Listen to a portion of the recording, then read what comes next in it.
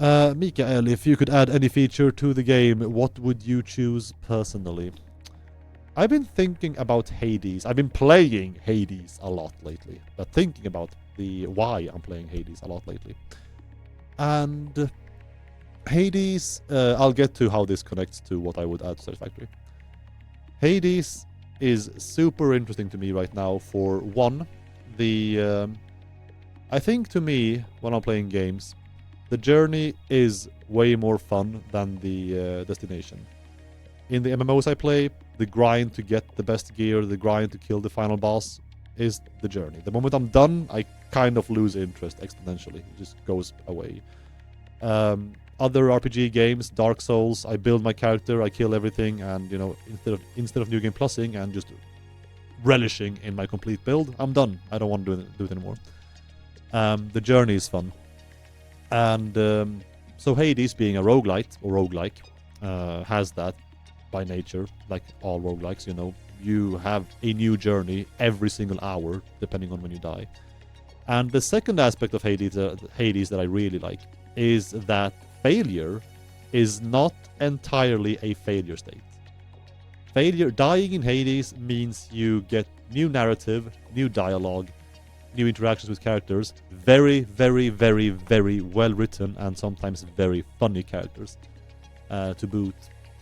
And so when you fail, you don't really go, ah shit, that one is wasted, unless you want to make it to like the end, to advance the main thread, of course, the main plot thread. There are silver linings in failing in Hades, basically.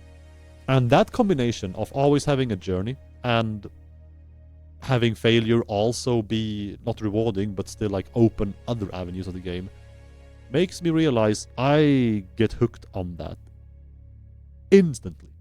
I just unmuted the stream and heard it. Sup, Hades. So I would like, for Satisfactory, I would like a very this is specific, but this is very specific, by the way, and this is absolutely just me full-on implementing a roguelike into Satisfactory. I would like a very, very controlled environment where you have X resources to accomplish Y tasks or even get through like Y obstacle course in a set amount of time for the roguelike element.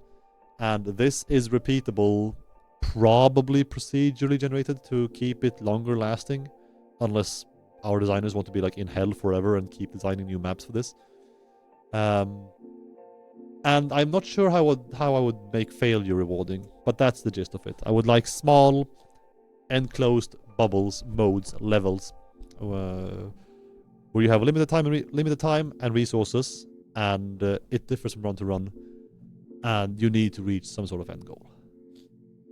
So all this for 1.2, all this for 4.0. Vertical slabs. I'm good. First time in the stream. I saw. Oh yeah, you had a welcome. There's the first time chat question mark pop. Yeah. What's up? And also again having being addicted to. I loved Hades back in when it released from early access into 1.0 or it's live back in 2020 or whatever it was. 21 maybe. I loved Hades to pieces, but I ended up stopping playing it because Hades was the last game. I can pinpoint this. Hades was the last game I played before my life became very hectic. Let's call it hectic for a while, like a long while, a while carrying almost into this year actually. And I dropped playing many new games altogether, only finding comfort in my FF14 comfort zone for the most part. I think Elden Ring and the FF7 remakes, a couple of the titles were like the only new games, like titles I was sure I was gonna love, were the only things I sent.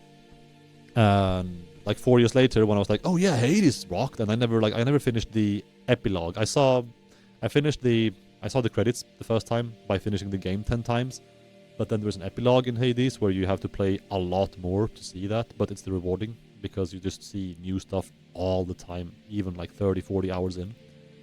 and I want to reach that before Hades 2 hits, and now I am in full-on addiction mode for that, and I'm very well I very well definitely will buy Hades 2 in EA, like, next week.